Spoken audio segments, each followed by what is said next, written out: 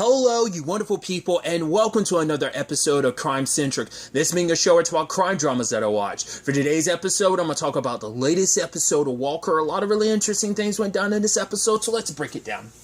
Well, first and foremost, it is Christmas time, and the Walkers are celebrating, but kind of a little bit of a curveball gets thrown their way when a group of masked people robbed an evidence van that had, well, evidence tied to Serrano. I guess Serrano hired them. They never really got into the ins and out of it, but it's like, I guess like Serrano still has his connection, so he probably like got in touch with the right people to get this job done, because while the evidence goes up in flames and disappears, well, there's nothing they could actually use against him. So Walker wanted to come with Denise because it was her stomping grounds that they were going to be in, but she suggested, him and Liam go, which him and Liam, he was talking to Liam earlier in the episode being like, yeah, you and me, we're good, right? Because it's still like awkward about the Davidson thing, but it's like, no, like, I am going to try and be civil. But there's kind of a wrench thrown in that situation because the Davidsons are slightly tied to this because they look into people potentially who could have been tied to this, and one of the guys in particular points to Dan, which I guess like, oh, never knew Dan had a complicated history like that. But I mean, it's like, why would you ever like run his situation, like run like him through like a database or anything like that? But I guess it's more like he was one of the pals of people who did that, so like he kind of got in trouble from time to time. Like, I don't know if they ever really went into the ins and outs about like what Dan's really all about necessarily, like whether it is like he has that criminal past, like he's done stuff like this just like that other guy, or was it just he's just always been friends with the wrong crowd type of thing. Either way, Walker and Liam do question him, but he does dodge it. But it's like, right, you got that shot. He's like, oh, really? I stepped over to your house and I saved your baby brother, and now you're questioning me and stuff like that. But Liam's always had a bad feeling about Dan, and this just confirms it even more for him in this regard. So, but he's saying like, oh, I'm just here to get decorations and stuff like that. But see, the reason why he's so pushbacky about it is because, yes, he does have ties to Serrano, not directly, indirectly, because he was working with Serrano's guys to keep an eye on them. Plus, I think it's also like he has his, regardless of everything, even though they should be burying the hatchet, he has his own vendetta against the Walkers because he heard Cordell,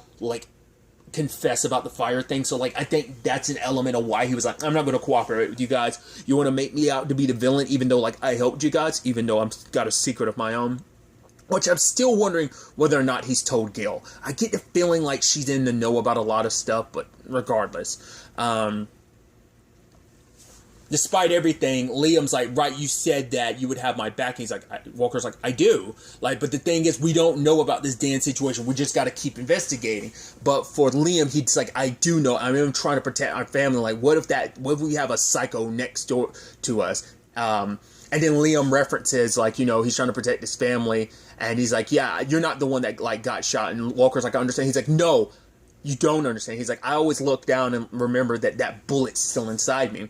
And I think that's such an interesting thing, kind of adding a little validity, adding not validity, but understanding why Liam is so, got such a, vendetta against the Davidsons.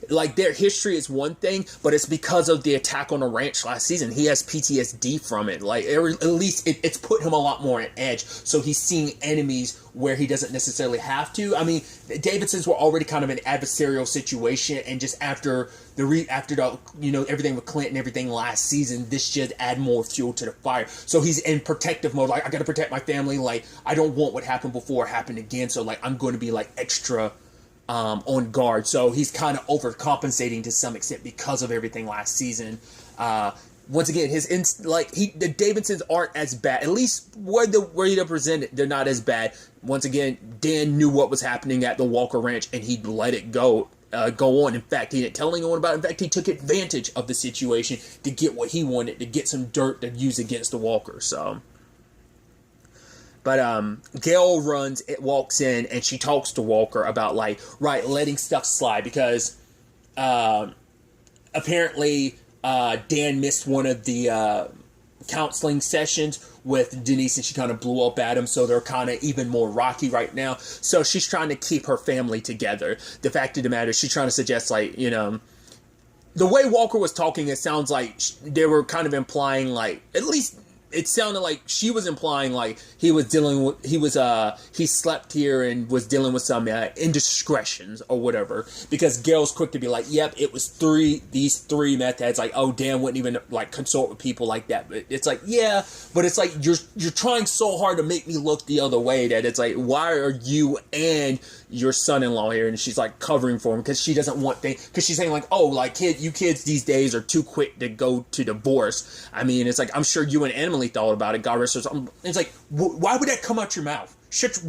I'm sorry, Gil, why would you say that? That just seemed, that's a very inconsiderate thing to say. Like, yeah, but it's like, don't bring Emily up in this conversation when we're talking about your daughter, your son-in-law. It's like, that's not cool. And you have to, it's that twisted, Southern hospitality, like, oh, bless your heart. Oh, we're gonna act like we're friends, but the moment your back is turned, I'm gonna stab you in the back. It's that type of thing, and I'm like, why'd you even have to, like, it's just like you said, because even Walker had to go, like, it's just like, yes, like, Walker and Emily had their issues, but it's like, you didn't even have to bring up that comparison. It's just like, it stuck the knife in a little, but you're trying to, like, have an emotional connection with him. If you bring it a little close to home, then he'll back down. He's like, fine, I'll keep a secret about whatever it is Dan doing what he was doing. But if I find out that you're covering for him, you're not going to like being on my bad side, essentially, Gail. Good day, and just kind of left.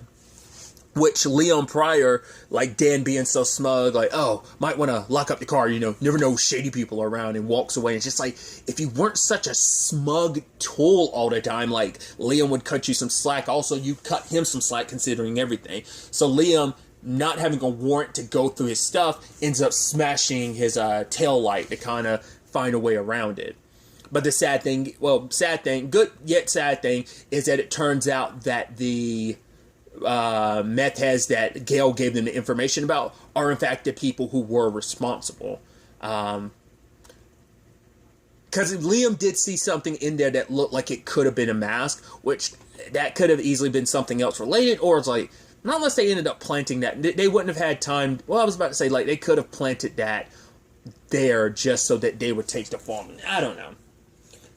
Also, I love, because it's that dude's nephew from the beginning of the episode, and, like, Walker puts him in his place, because dude's like, oh, what, you scared? He's like, oh, scared? All right, I'm going to pull out my gun, I'm going to remove the clip, all right, let's go, homie, and it's just, like, lays him out. It's like, yeah, I had to put you in your place. He's like, yeah, you should have just dropped the torch like I asked you to.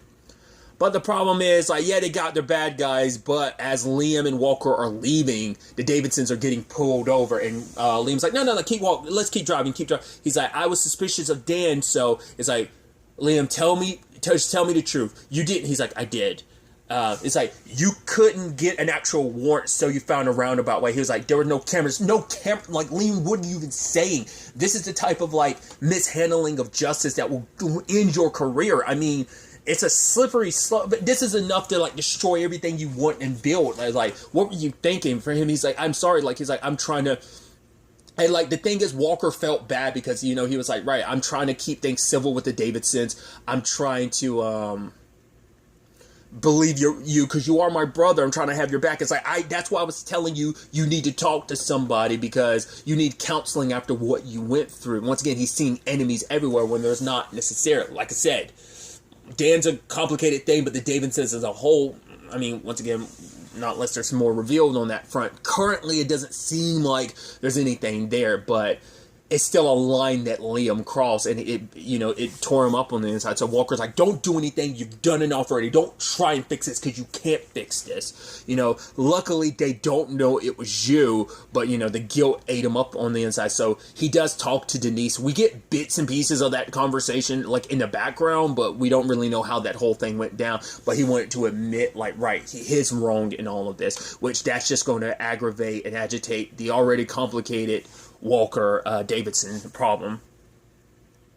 I mean, especially because the next generation is trying to mend that to some extent, because Colton does help out August, because August's shoulder is still messed up and he doesn't want to tell his dad the truth. It's like, oh, he's like, I think Stella was like, you could always lie to him, and he's like, yeah, but I don't always get away with it like you do. It's like, well, Dad can immediately tell, and he's like, wait, is it only me that he can tell? Like, am I that terrible of a liar that he can kind of see through me? Maybe because he sees so much of himself in August that's why he can see through him so easily. You know, maybe Stella takes after like her Emily a lot more, and August takes after Walker a lot more.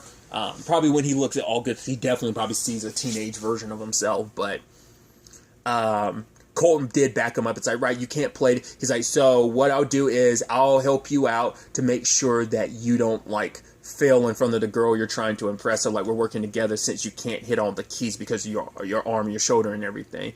But him and Colton do their thing.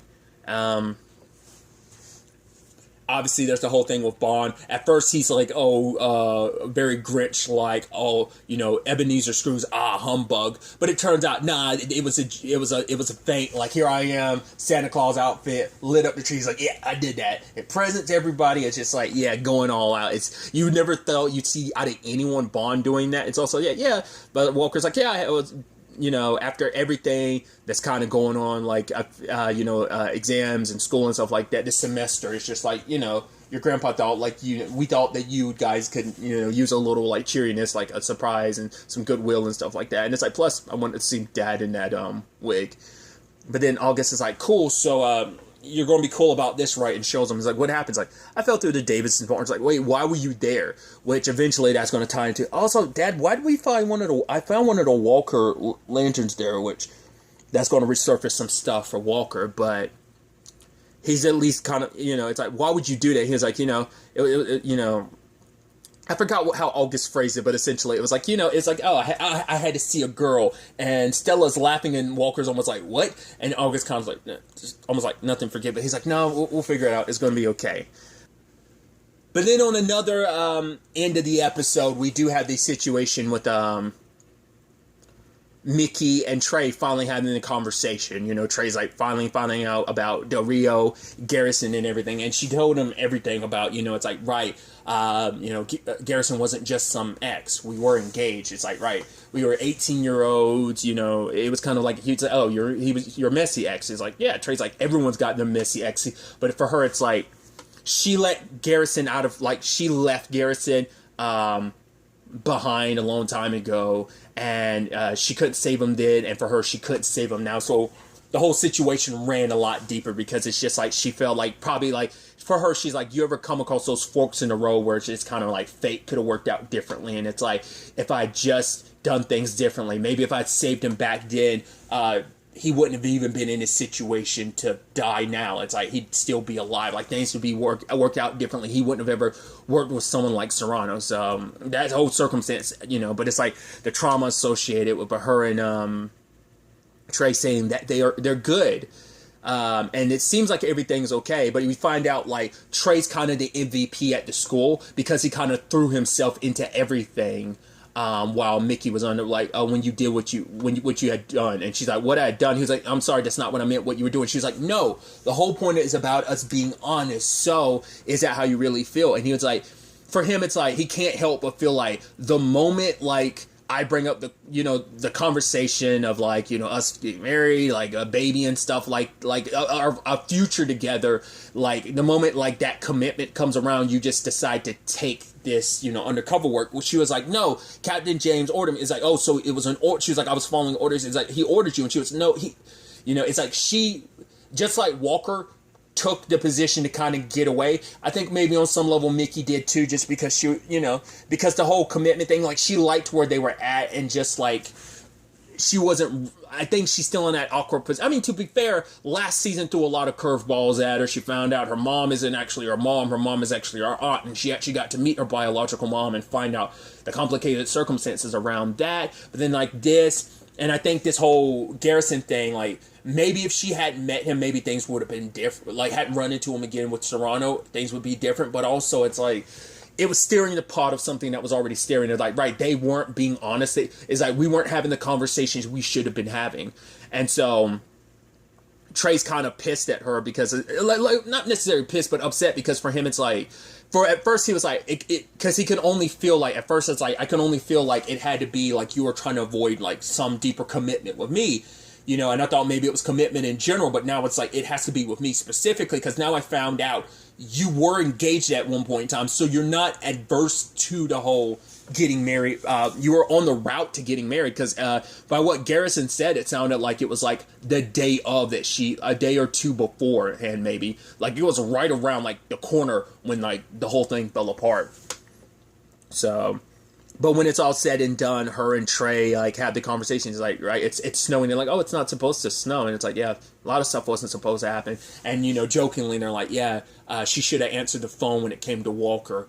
But for Trey, it's like, the fact is that you kept that painting because it's like that painting is where her and Garrison were going to get married. And the fact is not only it's like you lied to me and you kept lying about it. And now you finally told me like, we thought everything was going to be good, but like, we can't just pick up where everything was now that the truth's out there. Like, he's feeling the way he's feeling. She's unsure her way of like moving. How do we like fix this? But for Trey, it's like maybe we can't because the fact is you kept that painting. Maybe that speaks volumes. It's like maybe it's us not want to talk about the conversation we should be having, and neither one of them wants to actually have it. So they're breaking up. And it's like that. And you're like, damn, that sucks. That's heartbreaking. Because it's just that moment of like, right, like how do we move forward? And just for Mickey, it's about figuring things out. Like she still has a lot to process and figure out, but it's something she would have to do on her own, and it's not something like Trey could help because they're also like at different places right now. So it's like, it's just like I said. I think a lot of it, maybe like the Del Rio thing, just expedited what was it. I mean, who knows? You never know, like but they have to say their goodbyes. And so for her, she's not going to be staying here in Austin. She's actually going to go back to San Antonio, be with her family, because she's like, she needs to step away from all of this. So she does like turn in her badge and everything. In fact, she left a note for Walker. I was like, oh, he's not going to get to say goodbye to you. But James came because I guess like she probably like sent in her notice and stuff like that. He's like, can I convince you to stay? And she's like, no, like I need to do this.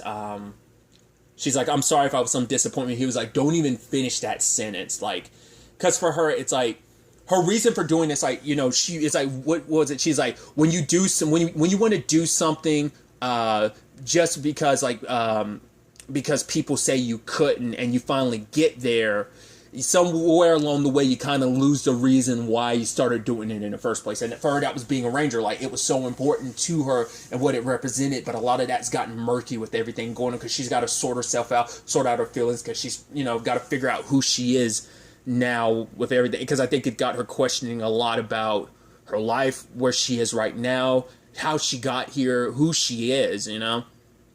She kind of lost herself along the road, and she's trying to find her way back. And she talks to Walker because he was like, right, when you met me, I had just come back from undercover, and you helped me in so many more ways than I could ever explain. It'd be impossible to explain, like just the depths of how much you helped me. He's like, and I wish I could have just done the same for you. I wish I could have seen what you were going. She's like, no, Walker, it's fine. She's like, I think everything kind of worked out for the better in the regard of like, yeah, and it's like, this is kind of like probably for the best type of thing, And he wants to say goodbye, but she's like, no, this doesn't have to be goodbye. In that moment, she hands over her badge, and he does say, James does say, like, right, the door's always open for you, and she walks away. So you're like, damn, that sucks. To anyone that's curious, I referenced there was something early on, and once again, it's cool because I learned stuff interestingly enough, but I also hate the problem with like Google alerts when I get Google alerts for like articles and stuff like that. This is one of those things. Lindsay Morgan leaving. The actress who plays Mickey, right? I already knew she was leaving because like there was an article that dropped literally after the first episode. I got an alert for it. I didn't read it or anything. It's like, oh, Lindsay Morgan is leaving Walker. It was saying basically during season 2, so I didn't know if it was going to be like a at the end of the season thing. Like, I didn't know if it was going to be a midpoint thing. Like, I didn't know at what point through the season she was going to leave, and ultimately, this ends up being the situation, which is a bummer. I didn't read too much, I didn't read at all what it was. I don't know whether it's just other opportunities rose. Maybe it's she's being, obviously I know the conversation about like the CW scheduling of just like how you're away from home for a long time, like, because she probably doesn't live in Austin. because I know Jared Padalecki moved back to Austin. That's what kind of an element to this show and everything. So I don't know, maybe it's like personal reasons, maybe it's family reasons, maybe it's just like, you know, oh, I want to work on something else, or maybe it's just like the work schedule is just too much. I mean, she went from like the 100 to this. So maybe, like I said, maybe there's just some stuff that, you know, I kind of I'm curious about it, but also like someone's reason for leaving is kind of not my business. You know, whatever their reason, you know, I wish them the best in their future endeavors type of thing, you know, especially her. I hope this, I mean, it does leave the window open, like, right, you could always come back. Hopefully it's under good circumstances, like, she's leaving the show, like, you know, not like there's anything, I don't think so, because I feel like I would have heard something about that before now, so, like, it just, like I said, it might just be like, it's just too much right now, and I don't want to take a step back, but there's always room for her to come back, like, they bring that up in the show, and I think that reflects outside of that, too, so, I'm curious to see who Walker's going to get partnered up with now. I wish they did kind of have like a hug, but I think it's also like a no, like we're not. This ain't like goodbye, like, you know, because she even said like you are always a part of my family, Bo, and he's like right back at you, Floor. So kind of a very bittersweet ending. So well, you know, you never know what the future has in store. So we'll have to wait and see where everything takes us going forward, but also what Mickey's future looks like in this show. So, but really, that's all I want to talk about. Till the next time we meet, be happy, be safe, live life to the fullest, and enjoy it. Good day and goodbye.